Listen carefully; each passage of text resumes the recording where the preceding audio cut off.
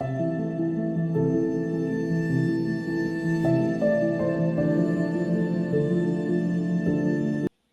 welcome to another edition of Traveling Through History. Really glad you're with us this evening. We're talking about a topic that's very dear to my heart, and that is the history of gladiators. Gladiators has always been a fascinating topic for me ever since I was a little boy, and has fascinated me up until today. One of my favorite movies of all time was Gladiator, the first movie with Russell Crowe. One of the all-time movies in my top 3 or 4 movies of all time. And so I was very excited about this Gladiator 2 movie that just came out for the holidays. And at the end of this program, we'll be actually talking about a review of the movie itself, what I thought of it, what I thought of the history coming out of it, if the history was accurate or if it was a creation of Hollywood. So we'll talk all about that. So tonight we're going to go through the history of gladiators. We're going to look at a short video about the background of gladiators. Then we're going to talk about Gladiator 2, the movie. I'm going to do my movie review and give you a little history behind it and tell you what was accurate in the film and what was not.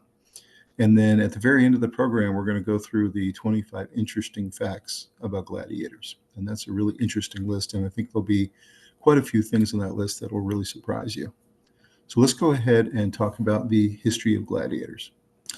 So gladiators are professional combatants in ancient Rome. The gladiators originally performed at Etruscan funerals, no doubt with the intent to give the dead man armed attendants in the next world. Hence, the fights were usually to the death at that time. At shows in Rome, these exhibitions became wildly popular and increased in size from 3 pairs at first known exhibition in 264 BC, which was at the funeral of Brutus, to 300 pairs at a time during Julius Caesar, who died in 44 BC.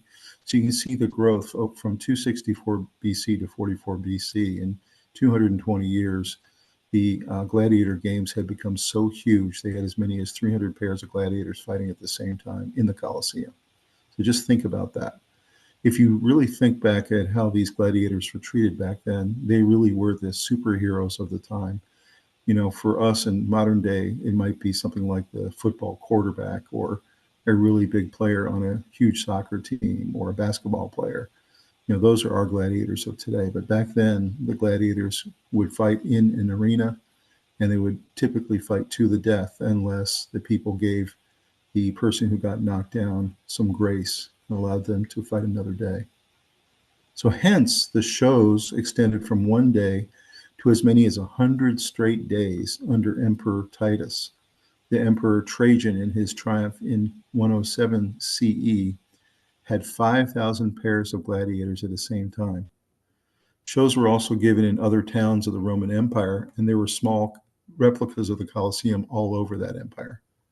There was traces of amphitheaters in almost every area of the Roman Empire itself.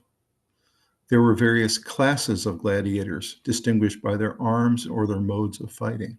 The Samnites fought with national weapons, a large oblong shield, a visor, a plumed helmet like you see in the movies, and a short sword.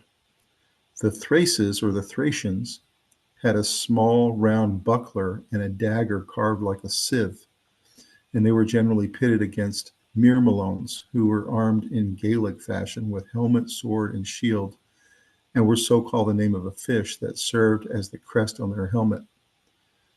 In like manner, the Retiarius, or the net men, were matched against the Secutor. The former wore nothing but a short tunic or apron and sought to entangle his pursuer, who was fully armed with a cast net he carried in his right hand. If successful, he dispatched him with a trident he had carried in his left hand. There were also Andibatai, who were believed to have fought on horseback and to have worn helmets with closed visors, that is, to have fought blindfolded at the time on their horseback.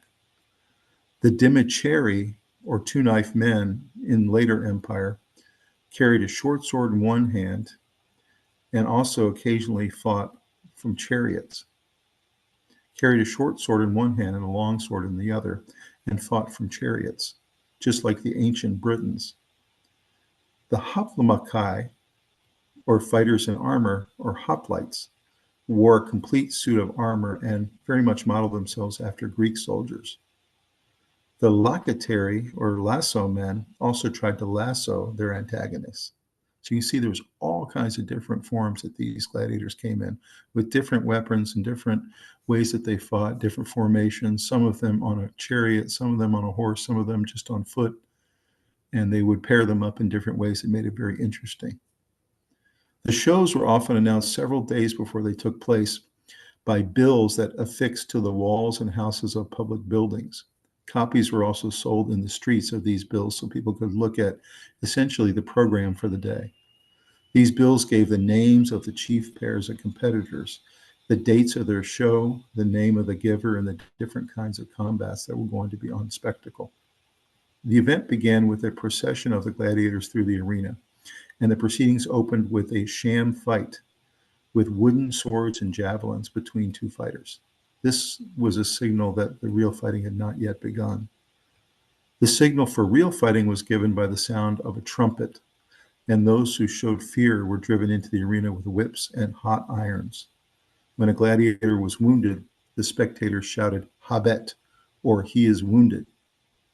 If he was at the mercy of his adversary, he lifted up his forefinger to implore clemency from the people, to whom, in later times of the Republic, the giver left the decision of his life or death.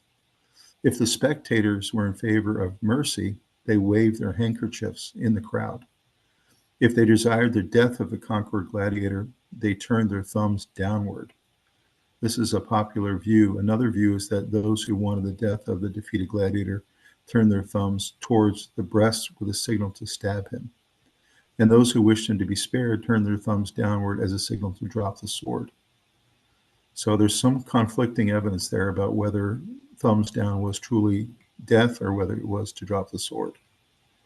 The reward of victory consisted of branches of palm sometimes a horse, occasionally land, and sometimes a fairly large purse of money. If the gladiator survived a number of combats, he might be discharged from further service. He could, however, re-engage after discharge. In addition, after as many as 10 wins in the arena, a gladiator could be set free to become a normal citizen. On occasion, gladiators became politically important because many of the more turbulent public men had bodyguards composed of gladiators. This, of course, led to occasional clashes with bloodshed on both sides. Gladiators acting on their own initiative, as in the rising led by Spartacus in 73 BC, were all considered more of a menace. Gladiators were drawn from various sources, but were chiefly slaves and criminals. Discipline was strict, but a successful gladiator not only was famous, but, according to satires of Juvenal, enjoyed the favors of society women. A curious addition to the ranks of gladiators was not uncommon under the empire. A ruined man, perhaps high social position, might engage himself as a gladiator, thus getting at least means of livelihood, however precarious.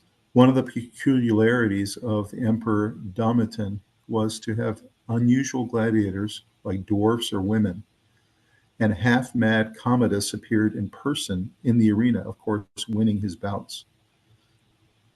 And as you saw in Gladiator 1, Commodus, of course, dies in the arena itself. So that really was true. Commodus several times went into battle himself, even though he was emperor. To be the head of a school or ludus of gladiators was well-known but disgraceful occupation. To own gladiators and to hire them out was, however, regular and legitimate branch of commerce. With the coming of Christianity, gladiator shows began to fall into disfavor. The Emperor Constantine I actually abolished gladiator games in 325 AD, but apparently without much effect, since they were again abolished by Emperor Honorius in 493 AD, and may perhaps even have continued for a century after that. So although these emperors were trying to get rid of the overall practice, they weren't too successful, and it continued on for quite a while. Finally, the gladiator games did come to a full end by 500 AD. So in terms of the Coliseum itself, the great event place for all of Rome, Coliseum, it was a giant amphitheater built in Rome under Flavian emperors. Construction of the Coliseum began sometime between 70 and 72 AD. during the reign of Vespasian. It is located just east of the Palatine Hill on the grounds of what was Nero's Golden House.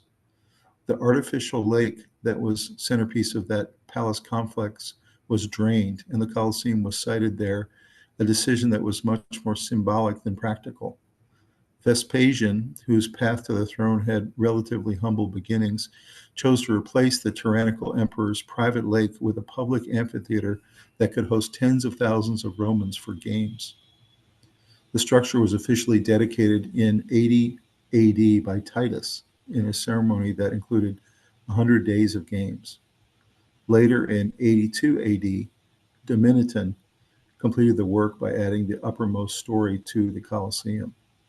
Unlike earlier amphitheaters, which were nearly all dug in convenient hill sites for extra support, the Coliseum is a freestanding structure of stone and concrete, using a complex system of barrel vaults and groin vaults that measure 620 by 513 feet. Three of the arena's stories are encircled by arcades framed on the exterior by engaging columns in the Doric, Ionic, and Corinthian orders. The structure's rising arrangement of columns became the basis of the Renaissance codification known as the assemblage of orders. The main structural framework and facade are travertine. The secondary walls are volcanic tufa, and the inner bowl and the arcade vaults are concrete. The amphitheater seated some 50,000 spectators at its height, who were shielded from the sun by massive retractable velarium or awnings. Supporting masts extended from corbels built into the Coliseum's top or attic, with hundreds of Roman sailors were required to manipulate the rigging that extended and retracted the velarium. The Coliseum was the scene of thousands of hand-to-hand combats between gladiators, of contests between men and animals, and of many larger combats, including mock naval engagements inside the Coliseum. However, it's uncertain whether the arena was the site of martyrdom of early Christians. In medieval times, the Coliseum was used as a church and then as a fortress by two prominent Roman families, the Frangipane and the Annibaldi. The Colosseum was damaged by lightning and earthquakes, and even more severely by vandalism and pollution. All the marble seats and decorative materials have disappeared, as the site was treated as little more than a quarry for more than 1,000 years. Preservation of the Colosseum began in earnest in the 19th century, with notable efforts by Pius VIII, and a restoration project was undertaken in the 1990s. It has long been one of Rome's major tourist attractions, receiving close to 7 million visitors annually. Changing exhibitions relating to the culture of ancient Rome are regularly mounted. So you can see the Colosseum is truly a marvel, truly an engineering incredible feat by the Romans who, if you think about it, did not have anything near the tools that we have today, but were able to construct this stadium of 50,000 people that was able to stand for thousands of years. Really, truly incredible. And if you think about the games that went on there with all the gladiators over the centuries and millennia, really was quite a feat what they did there. So let's go ahead and take a look at a short video about the history of the gladiators, and we'll come back and talk about it on the other side. In the heart of ancient Rome, amidst the roar of the crowd and the clashing of steel, gladiators emerged as the blood-stained celebrities of their time. These warriors, mostly prisoners of war, slaves, or condemned criminals, were thrust into the arena, their fate determined by their combat skills and the whims of the Roman public. Trained in special schools known as ludi, gladiators learned the art of combat and survival, transforming from mere captives to masters of warfare. Each gladiator's training was meticulous, involving basic weaponry such as swords, shields, and spears, but it was their unique fighting styles, honed to perfection, that set them apart. From the heavily armored Murmillo to the agile Retiarius with his net and trident, every gladiator had a distinctive approach that thrilled the crowds. Fights were carefully paired to maximize excitement, often matching contrasting styles to create a spectacle of skill and strategy. Despite their brutal lives, the most skilled gladiators could achieve celebrity status. They were sponsored by wealthy patrons who provided their training and equipment, seeing these warriors as investments in entertainment and social prestige. Some gladiators even earned their freedom through exceptional performance, becoming legends in their own right. The gladiatorial games served a dual purpose in Roman society: entertainment and distraction. They allowed the masses to escape the monotony of daily life, providing a visceral experience of life and death. The Coliseum in Rome, the largest and most iconic arena, hosted these games with grandeur and brutality, symbolizing the might and sophistication of the Roman Empire. Interestingly, gladiators were not exclusively male. Female gladiators, known as gladiatrix, also fought in the arena, adding another layer of intrigue and spectacle. The gladiators were classified into different types based on their weapons and armor, such as the heavily armored secutor or the swift and nimble THy&x. Before entering the arena, gladiators took an oath to fight bravely and honorably. Although many battles ended in death, mercy was sometimes granted if the crowd so desired. Roman emperors, seeking to display their own courage and power, occasionally participated in the games, blurring the lines between ruler and gladiator. One of the most renowned gladiators in history, Spartacus, led a slave rebellion against Rome, demonstrating the fierce spirit and resilience of these warriors. Gladiators were not just tools of entertainment, they were also political instruments, used by the elite to gain favor and influence among the populace. Life for a gladiator was perilous, with a low life expectancy and constant risk of death. Yet, they were well-fed and cared for by their owners to ensure peak physical condition. Special diets and medical treatments were provided to keep them battle-ready. Despite their status as property, gladiators were highly respected for their bravery and combat prowess. Gladiatorial games were often held to commemorate significant events or honor the dead, showcasing Rome's military prowess and cultural values. These events were not merely about fighting. They included other forms of entertainment such as animal hunts and mock sea battles, creating a full-day spectacle for the audience. The relationship between gladiators was complex. They often formed close bonds of camaraderie, united by their shared experiences and the constant shadow of death. Despite the harsh conditions, they found strength and solidarity among their fellow fighters. Gladiators were more than just entertainers. They were symbols of Roman strength and resilience. They were depicted in art and literature as noble heroes, celebrated for their valor and sacrifice. Their legacy endured through stories, plays, and monuments, inspiring future generations and cementing their place in history. So as you can see from that video, the gladiators at that time were the entertainers, they were the athletes, they were warriors, they were much respected. They often came from criminals or slaves, or sometimes they were put out of the military for one reason or the other, and they had to earn their way back into society. And the way they earned it was a very tough way to do it, and that was through the gladiator games. They were highly trained, they were well-fed, they were taken care of, their medical needs were taken care of, and often they were sponsored, very similar to our athletes today. They had sponsorships, they had very wealthy families that would not only sponsor them, but use them as political tools to up their elevation within society. So this was a very complex situation. The gladiator, very much respected and very much their heroes at the time. And this was the entertainment. Instead of like we do today, where we go to movies or we watch a sporting event, this is the way the Romans were entertained, is they would go to a day full or maybe 100 days full of games. And this was their way of, like we would do in watching a story today, this was their entertainment. So really incredible if you think about what the gladiators went through. They spent their lives training. They spent their lives in very dangerous situations, often life or death situations. Sometimes they would be spared, but if they were able to survive and rise to the top, sometimes they could gain their freedom. So really fascinating, as you can see. So now we're going to take a quick look at the movie Gladiator 2, which just came out. I will just say initially that the movie was really, really good. I really enjoyed it. I'd say it was not quite as good as the first one.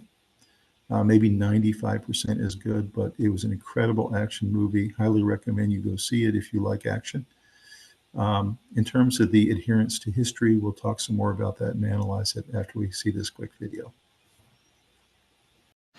The odds are against you. The odds are always against me.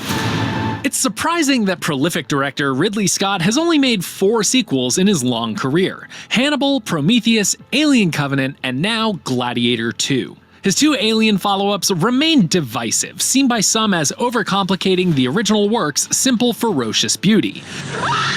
Gladiator 2 does not burden itself with overcomplication. In fact, it's a pretty simple restaging of Gladiator's tale of political upheaval seen through the eyes of a warrior. But as history has shown time and again, the classics can always hit home when staged with verve. Gladiator 2 is incredibly light on its feet thanks in no small part to its enthusiastic cast. The modern polish Scott puts on the historical action framework he nailed 2 decades ago makes this sequel that no one really asked for a real champion blockbuster. I claim this city for the glory of Rome. You have something in you. Rage. Like Maximus Decimus Meridius before him, exiled heir Lucius finds himself in Roman custody and forced to engage in gladiatorial combat. Lucius's anger with the system clashes with his devotion to the ideals of strength and honor espoused by Maximus, which provides some nice conflict for Paul Mescal to play with in Gladiator 2's first half, and helps distinguish his form of heroism from that of Maximus. He enters the arena seeking revenge on Acacius, a popular general who has conquered Lucius's current homeland. But the story quickly puts Lucius's personal motivations aside in favor of using him as a symbol for a younger generation fed up with the old ways. There are larger political machinations which increasingly play out around the Coliseum games being held in Acacius's honor, and Mescal shoulders the weight of that brewing revolution well.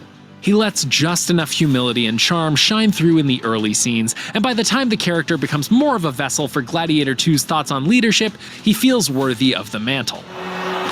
Hold together, and when it charges, break for the wall.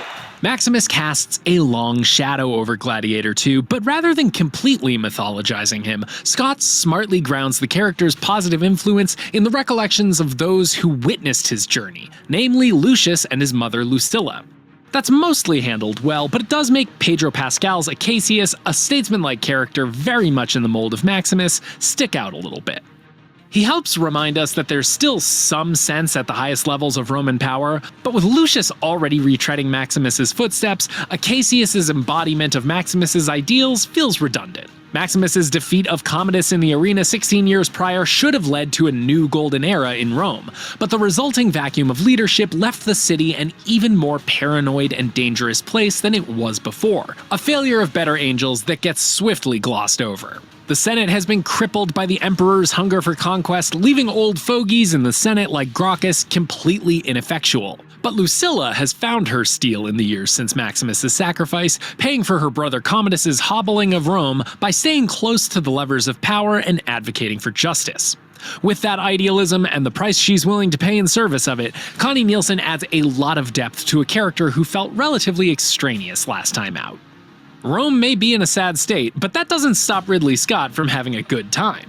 Rather than getting bogged down by the Empire's dire straits, the director often mines them for levity. The frequency with which Gladiator 2 keeps its tongue firmly planted in cheek is a welcome surprise, considering how familiar the plot feels. Even cutaway shots to obviously eavesdropping servants feel like intentional winks at the audience. Gladiator 2 is loyal to the first film's structure to a fault, so the lighter tone that Scott strikes really spices up scenes and plot developments that otherwise could have felt like rehashes. That element of Gladiator 2 is most apparent in the current stewards of Marcus Aurelius's dream of Rome, brothers and co-emperors Geta and Caracalla. Their bloodthirsty whims and equally unpredictable mood swings make this nightmarish pair of little freak boys worthy successors to Joaquin Phoenix's supremely simpering Commodus. Their antics border on slapstick, but Joseph Quinn and Fred Heschinger are each so temperamental and off-putting that they never let you forget the danger Gaeta and Caracalla pose to Rome's future. They may not have the same dramatic weight as Phoenix's conniving villain, but what they do have is a lot of eyeshadow and a little monkey who wears a dress.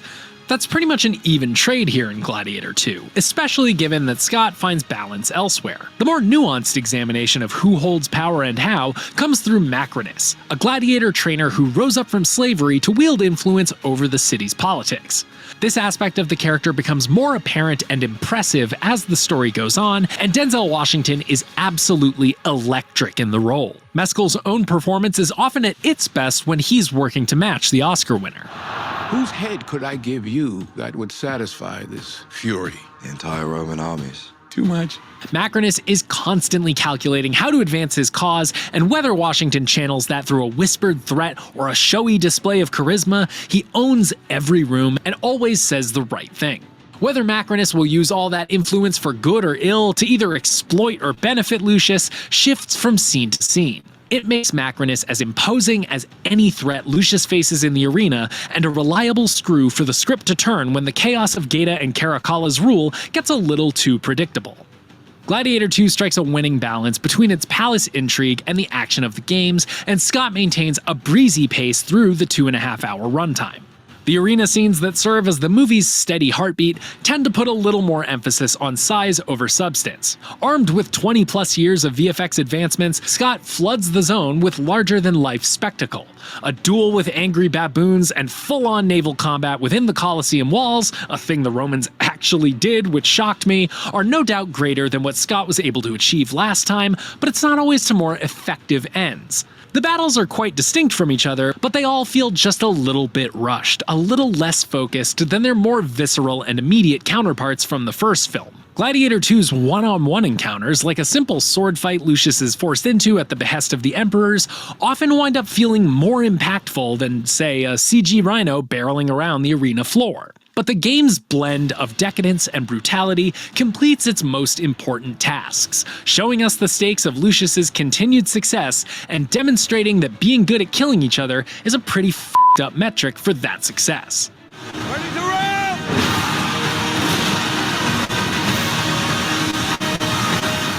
Gladiator 2 finds strength and honor in the well-worn armor of its predecessor. Paul Mescal is adept in the belabored hero role, going toe-to-toe with not only the delightfully deranged Joseph Quinn and Fred Heschinger, but also with Denzel Washington, whose mercurial Macrinus practically screams, "Are you not entertained?" at the audience every second he's on screen.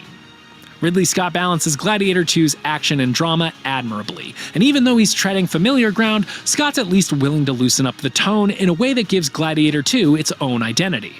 The shadowy political battle for Rome's fate may prove more reliably entertaining than the fantastical showdowns in the Coliseum, but both underline the importance of bravery and temperance in the face of turbulent times. They do so in the way that only blockbuster cinema can.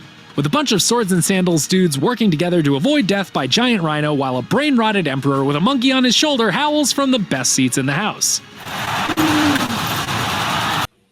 So you can see the movie reviewer there gave the movie an 8 or a great, and that's awesome.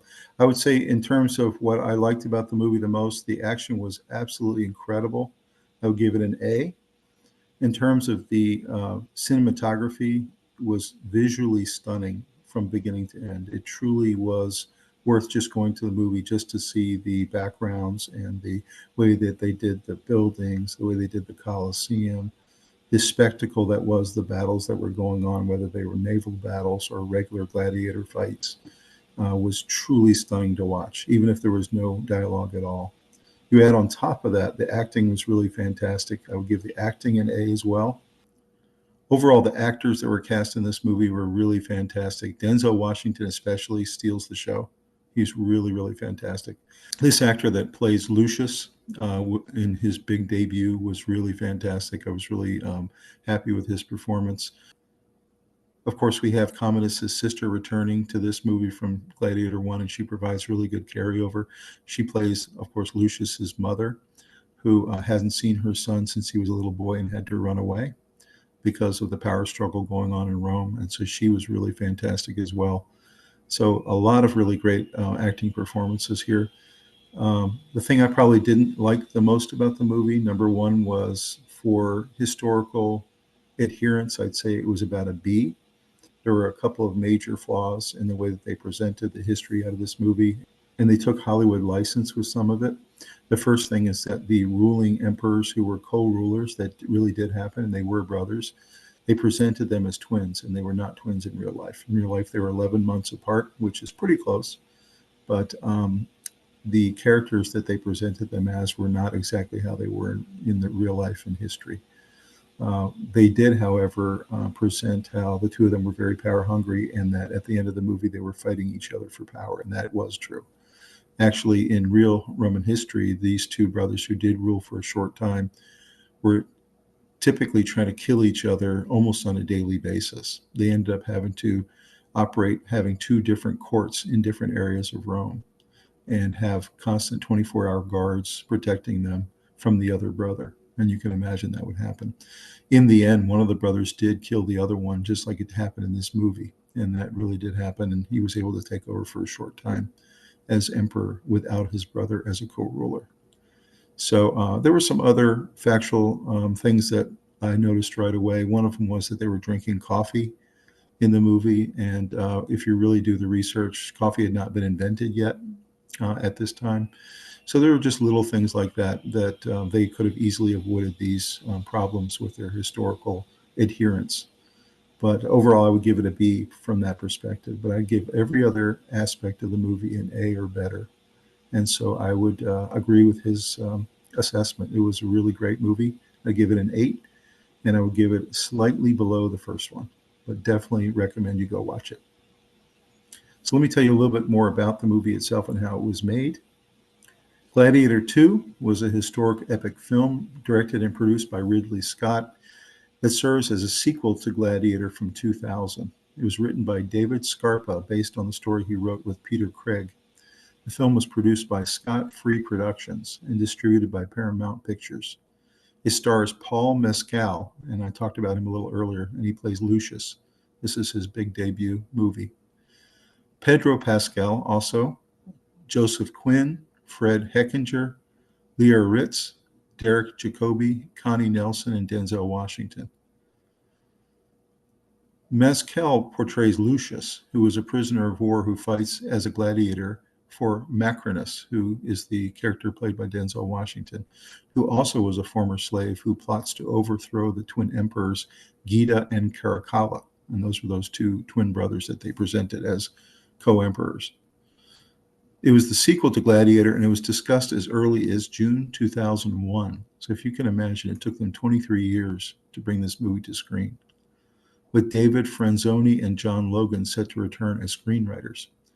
Over the next few years, Scott offered occasional updates, including the possible involvement of the original film's lead actor, Russell Crowe, along with plot ideas about the Romans' afterlife and different historical time periods.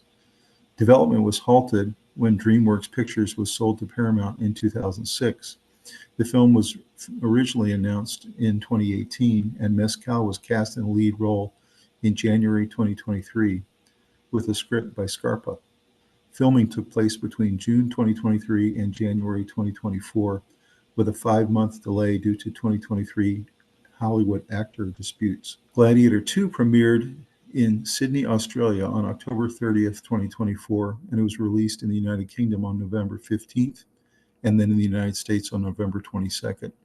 The film received generally positive reviews from critics, with praise for its performances, direction, set design, and action, while criticism was directed at the emotional tone, similarly to its predecessor, and historical inaccuracies. And that's what I talked about earlier, is that was probably my biggest criticism of the movie, was the historical inaccuracies.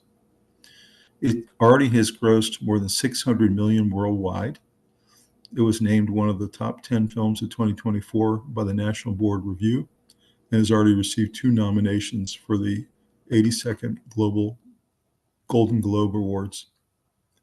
In terms of the plot, 16 years after Marcus Aurelius' death, Rome is ruled by the corrupt twin emperors, Geta and Caracalla. In the North African kingdom of Numidia, the refugee Hanno lives with his wife Arachat.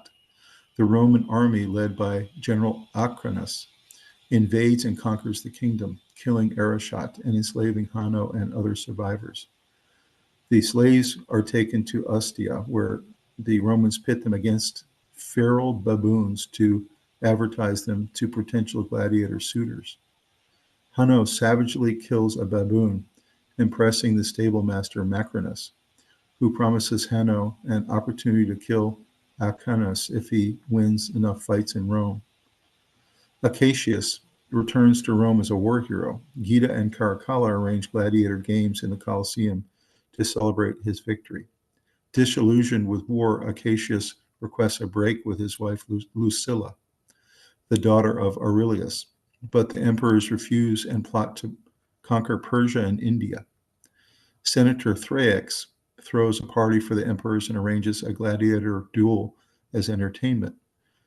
After Hanno wins, he recites a verse from Virgil's Aeneid, revealing his Roman education to the emperors and raising Macrinus's suspicion. Acacius and Lucilla conspire that THy&x and Senator Gracchus to overthrow the emperors and restore the Roman Republic. Hanno emulates the late legendary gladiator Maximus in the Coliseum to win fights. Lucilla realizes that Hanno is her son, Lucius Verus, whom she sent away as a child to protect him from rivals for the throne.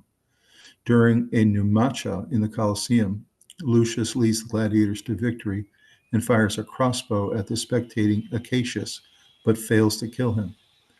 Lucilla visits Lucius and tries to reconnect with him, but he angrily rebuffs her. He resents being forced to flee Rome and is upset that her new husband caused Arachat's death. Lucilla reveals to Lucius that he is Maximus's son and tells him to use his father's strength to survive. Ravi, the gladiator's physician, befriends Lucius and shows him the shrine to Maximus, which includes Maximus's sword and armor.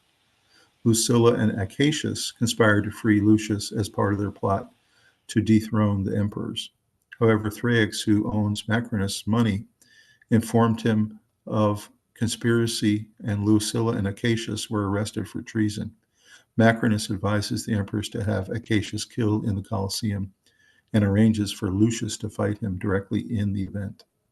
After a brief fight, Acacius surrenders to Lucius and professes his love and respect for Lucilla and Maximus. Lucius refuses to execute Acacius, but the Praetorian Guard execute him at the emperor's command, prompting the people to riot. When Macrinus questions Lucius's refusal to kill Acacius, Lucius argues that Rome can be a better place. Acacius's legions and Macrinus's Praetorians meet outside of Rome.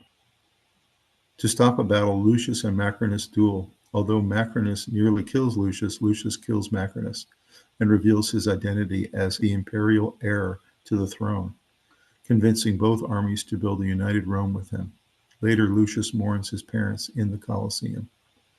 And you can see what an incredible plot, what an incredible movie. The cast of Par Mescal as Lucius, Pedro Pascal as General Acacius, Connie Nielsen as Lucilla, Denzel Washington as Macrinus, Joseph Quinn as Emperor Geta, Fred Hackinger as Emperor Caracalla, Leo Raz as Vigo, Derek Jacobi as Senator Gracchus, Peter Mensa as Jacoba, Matt Lucas as Master of Ceremonies, Alex Karam as Ravi. So those are all the great cast members they had in this movie. And of course, directed and produced by Ridley Scott, who did the first Gladiator movie as well. So 23 years later, this film was able to come to screen and be this fantastic. They really did a great job, other than some of the historical inaccuracies that we did talk about. And you just have to kind of give some liberty there and tip your hat to a great movie. So let's go ahead and take a look at the 25 interesting facts about the Gladiators. And that specific moment, you could say that they are the heavyweight champions of the Roman Empire. Welcome to Watch Mojo, and today we're counting down our picks for the most fascinating bits of information regarding Roman gladiators. But now, controversial new fighters are stepping into the arena. Number 25. The name means swordsman. The word gladiator stems from the Latin word gladius, meaning sword. As the fighters were typically armed with a sword or similar bladed weapons, gladius became gladiator, meaning swordsman, or more generally, one who fights with a sword. The frost. Sometimes it makes the blade stick. Number 24. There were different types of gladiators. Like modern MMA fighters, each gladiator had their own distinct style. Some examples include the Murmillo, which were heavily armored, retiarius, who fought with nets and tridents, and the Hoplomachus, who battled with long spears. Sword! Give me a sword! Sheathe your sword! Sheathe your sword! Number 23. Commodus loved the gladiators. The Roman Emperor Commodus was obsessed with gladiatorial combat and often performed in the Coliseum himself, fighting humans and animals alike. But, as is depicted in Ridley Scott's movie, most of his fights were rigged and all of his opponents surrendered. Strap on his armor. Conceal the wound. Number 22. The fights are rooted in religion. The gladiator fights weren't just for entertainment and spectacle. Many historians believe that they have roots in funerary rites and blood offerings, and over time, gladiatorial combat became incorporated into major Roman religious festivals. Is that the son of your gods?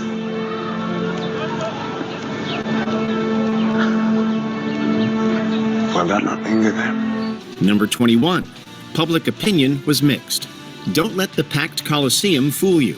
Public opinion about gladiator fights was highly divisive. Some saw these spectacles as thrilling entertainment, while others condemned the fights as immoral and barbaric.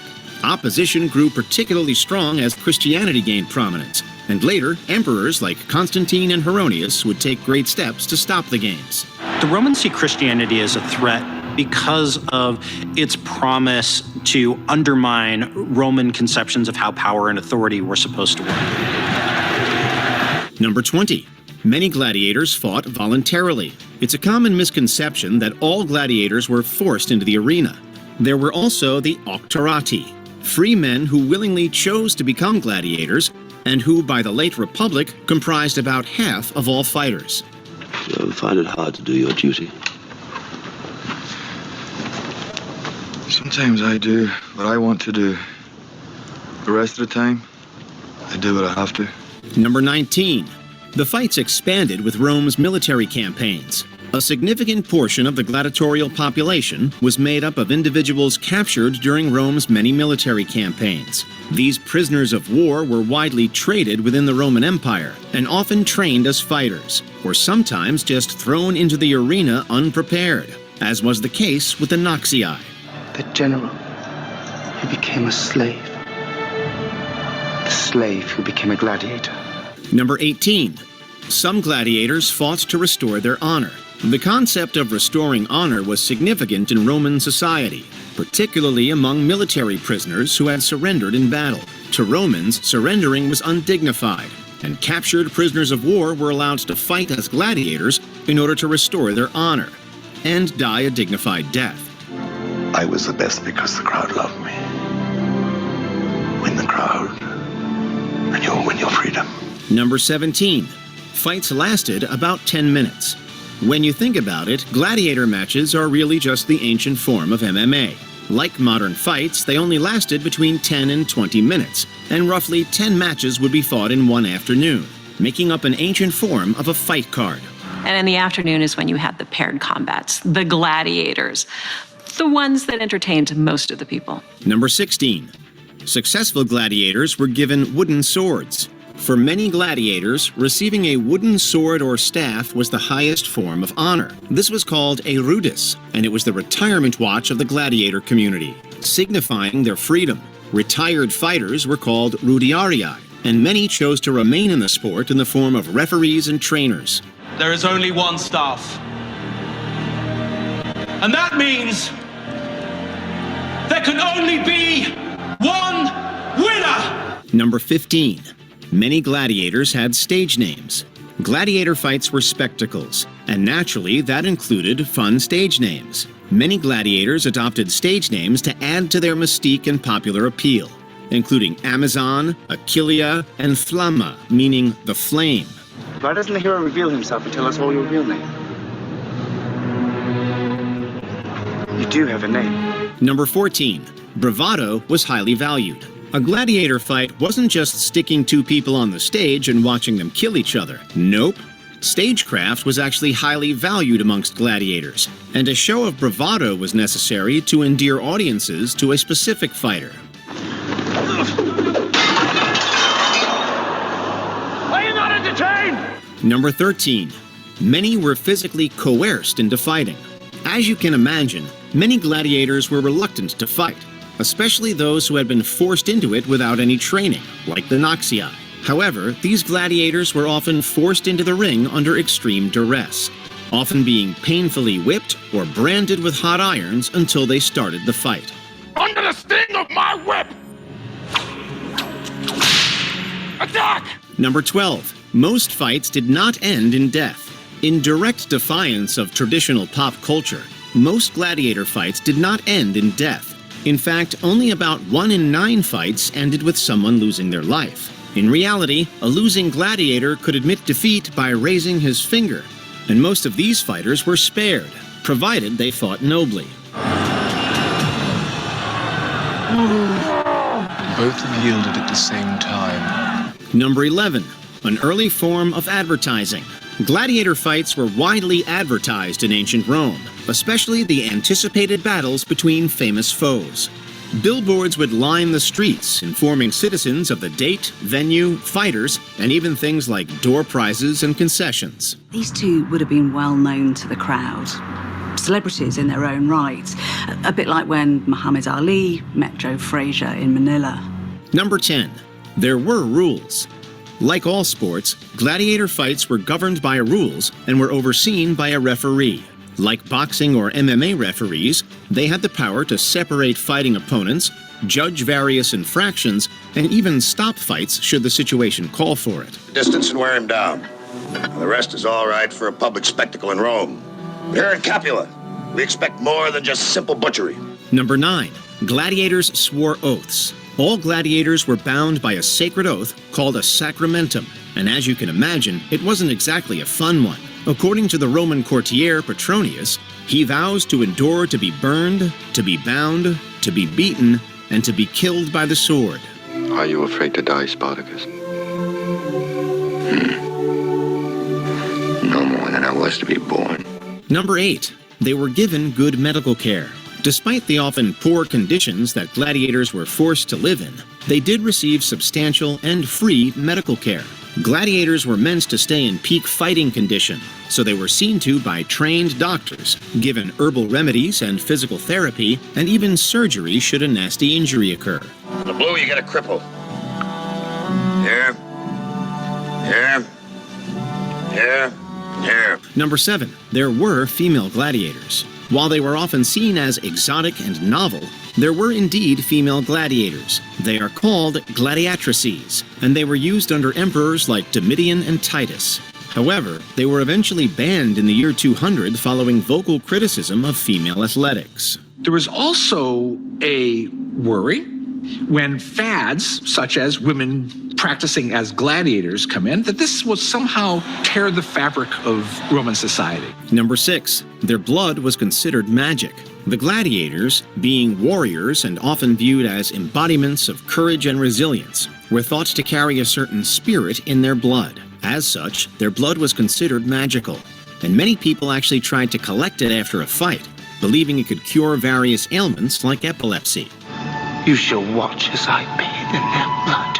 Number 5. They were bodyguards for Mark Antony. Some gladiators even had jobs outside of the arena. The famous Roman politician Mark Antony valued the fighters very highly and hired them as his personal bodyguards, a tactic that defied convention and greatly confused his rivals. Morning, Consul. How goes your day? Number 4. They were given last meals. In a practice very similar to last meals in prison, Condemned gladiators were provided with a special banquet the night before a fight. These meals served as both a final gesture of compassion and a practical necessity, as gladiators needed energy for combat. Do you eat oysters? When I have them, master. Do you eat snails? No, master. Number 3. They were trained in special schools. While some skipped it entirely and went straight to the arena, most gladiators were trained in special schools called ludi. But this was not a cushy affair. Training was brutal and exhaustive. Gladiators lived in cramped conditions, were subjected to psychological conditioning, and often faced strict discipline. First rule. You get an instant kill on the red. Here. Here. Always remember, go for the red first, because if you don't, your opponent will. Number 2. They had a short life expectancy.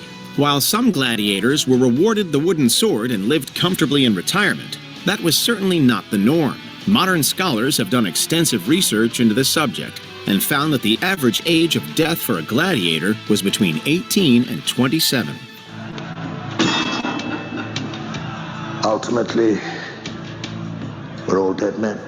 Before we continue, be sure to subscribe to our channel and ring the bell to get notified about our latest videos. You have the option to be notified for occasional videos or all of them. If you're on your phone, make sure you go into settings and switch on your notifications. Number 1. They were mostly vegetarian. While you'd think buff gladiators would be full of steak and chicken, that couldn't be further from the truth. In fact, gladiators were largely vegetarian, subsisting mainly on beans, fruit, and barley.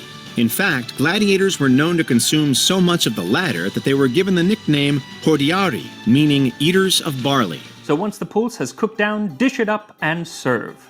And here we are, barley and bean pulse for a Roman gladiator. Do you have any other interesting factoids? Let us know in the comments below. Your fame is well-deserved, Spaniard. So as you can see there's many interesting facts in that 25 little-known facts. The biggest one for me was finding out that only 1 out of 9 of the battles between gladiators ended in death.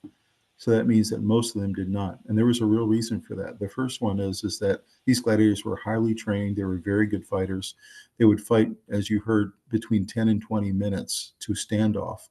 And then eventually they had to bring on the next group. And so they could kind of outlast death by just making sure that they kind of fought to a draw. There was a real reason that their owners and their trainers wanted that to happen. They were very valuable to them. And the last thing they wanted was their gladiators to get killed in the arena. And so they would train them to be able to fight those 20 minutes to a draw and to be able to survive and go on to the next fight.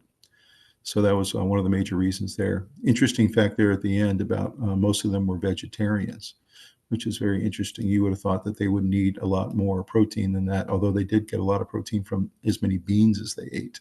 So that's an interesting factoid. Also, they were very well fed. They were very well taken care of medically, trained very well, as you heard there. They actually were given multiple days to rest before their fights as well. So they really did try to get these athletes, which is what they were, really ready and geared up for their fights and treated in a great way. You also heard there that they were celebrities in their own right. They were sponsored often. And as you heard, if they won a certain number of battles in their gladiator career, they could actually be set free as free men. So that's what all of them were dreaming for. You did, however, hear that the average lifespan at that time, which was about 50 years for a normal person, for a gladiator was about 27 years. And so it was a very risky business, being a gladiator. And the ability to survive this career was really, really slim for most of them. So really interesting facts. I hope you learned a lot there from the 25 interesting facts about gladiators, and that you want to dig some more into this incredible craft that came out of Roman history. And that you enjoyed our talk about gladiator history, and you enjoyed our review of Gladiator 2. And I hope you do take some time to go see it. It's a really excellent movie. And you will learn quite a bit about Roman history from it, and you'll see a really eye-popping event on screen. It really was very well made and an incredible spectacle. So again, thank you very much for joining this evening. Please like this video, subscribe to the channel. We have some really great stuff coming your way, and we really look forward to seeing you next time on Traveling Through History. We hope you love history as much as we do. Have a good night.